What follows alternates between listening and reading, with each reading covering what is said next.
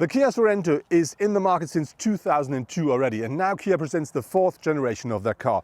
On board now are new infotainment systems, new driver assistance safety systems, new engines and powertrains, and the car features more space. What else it delivers, how it drives, what it costs, let's find out now.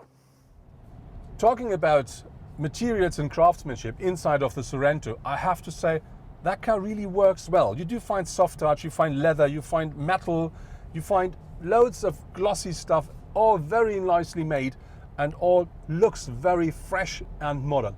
From time to time a bit too modern, maybe like the part here, it's a 3D stuff, it's the same as with the dashboard, and here's part of the ambient light system as well. I think not everybody will like it, but I think it's a very nice feature. And overall, that car really looks and feels very fresh, very modern, but on the other hand, very solid as well. Looking at the front of the new Sorento, it's a completely new face. The car features a much larger grille here, and that is flanked by completely new LED headlamps. Important to know is the car always comes with fog lights, headlamps, and daytime running lights in LED technology. But you can also order a full LED package. Then you find this middle part here, which really splits the front in half, top and the lower part. The lower part also features a much larger air intake and a very sharp designed front bumper. And I think this really is the side of the car where people will say, I like it or I dislike it. Another comfort feature for the Kia Sorento are heated seats here at the front as standard. If you pay a bit more, if you have a higher trim level, you can have them with a ventilation system as well. And on top of this, you do find two of the rear seats with a heating system as well. Very important to know is that there is an automatic system on board which will adjust the heating of the seats in comparison to the temperature outside of the car or in comparison to the climate control on board. A front-wheel powered Sorento is available with a 202 horsepower 2.2 liter diesel and automatic from around 41,400 euros in Germany.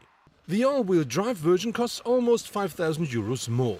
The Volkswagen Tiguan Allspace with front-wheel power and 150 horsepower diesel and automatic costs from around 39,500 euros.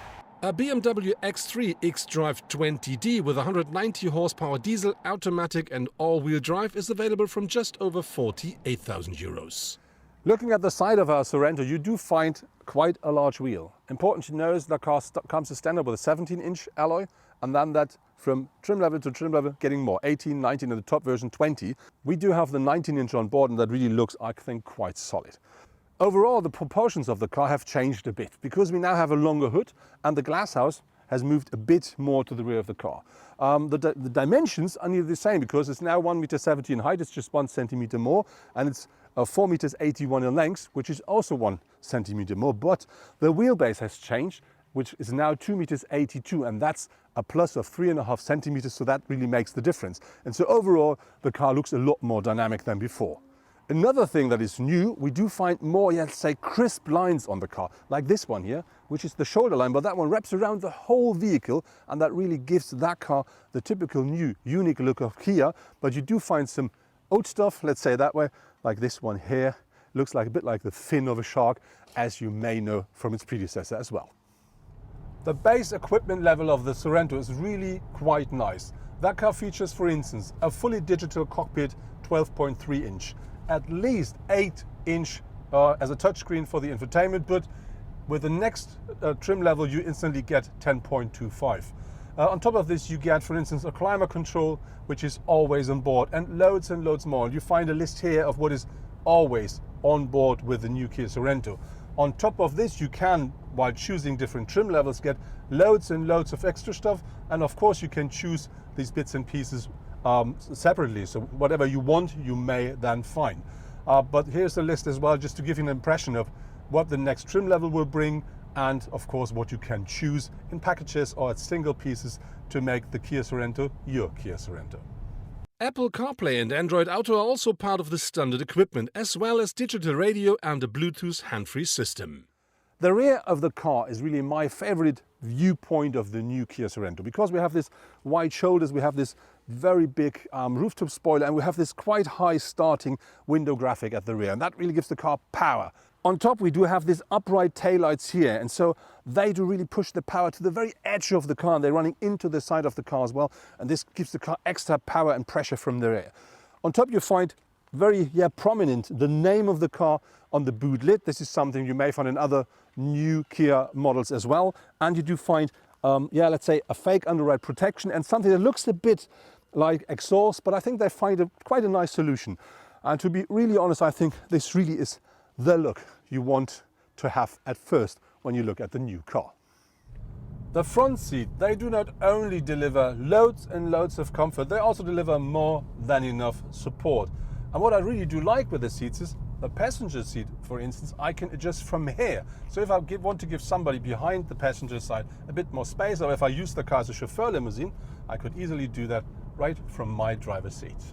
If your garage at home is too small or the parking space too narrow to get in, the Sorento now offers what is known as remote parking. That means nothing else that it can be parked by using your key as a remote control if needed. The space the car offers at the front seats is really nice. Even a tall person like me, I'm nearly 2 meters high, I do sit absolutely comfortable in the car. I can adjust everything the way I want, and it's really, really nice. How about the space behind me? We're going to find out that while having a short stop. So that's the short break I've promised to check if I can sit behind me. I didn't change my driving position, as you see. Quite a big one to enter the car. Important is with the new construction of the car and the longer wheelbase, that car now features about nearly 10 centimeters more of leg room on the passenger seats here. So entering is easy, as you see. And now let's see how about space. You can see in front of my knees, I would say 10 centimeters space, really marvelous. And headroom, that works. It's nothing left, but it's fine. And we're talking about a compact SUV. And I'm 1.95 meters behind 1.95 meters now. And I have quite a tall upper body. So that really is a lot of space. And important to know is, we would love to show you the 7-seater because they've changed the entrance process. You can now slide more to the front with that bench to enter the rear seats here. And that makes that a lot easier, but unfortunately we do not have a 7-seater as a test car. When you look at the driver assistance and safety systems of the new Sorento, you instantly see that is a modern and new car because you get loads of things for free where you have to pay at other brands. For instance, you do have an active lane assist on board. You do have a system that recognizes if you get tired. You do find a rear view camera on board.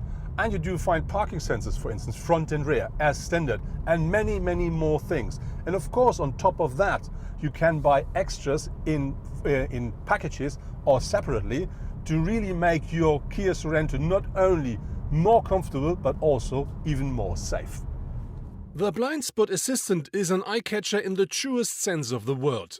As soon as you initiate the indicator, a camera image is displayed in the cockpit that shows the area next to and behind the Sorento. The steering and the suspension of the Sorento really doing a very nice job. The car is not rolling at all, and it's stiff enough and still comfortable, and the steering is precise enough but not nervous. So that really fits that SUV perfectly. And we're talking about a car with a weight of about 1900 kilograms, and still it's very nicely to control even if you drive a bit more sporty. When the Sorento enters the market, there will be two different powertrains available. One is a 1.6 liter hybrid engine, a petrol one that delivers 230 horsepower and will be combined with a 6-speed automatic gearbox. And then there will be the already known 2.2 liter diesel engine, which is combined with an 8-speed DCT gearbox, and that then offers you 202 horsepower. Both of the cars can be ordered either as a front powered car or all-wheel drive. And then early next year, Kia promised to have a plug-in hybrid as well. System output there, 265 horsepower, and that car will always come with all-wheel drive. And they say it will be able to drive more than 50 kilometers purely on electric power. According to the datasheet, the average consumption of our diesel should be 6 liters per 100 kilometer driven. During our test drive, however, 9 to 10 liters are needed at normal speeds. Looking into the boot of our Kia Sorento, you do find 910 liters with the rear seats up, and that increases up to 2,100 liters if you fold the rear bench down. By the way, 60 to 40% is possible. When we talk about this, we talk about the 5-seater diesel version.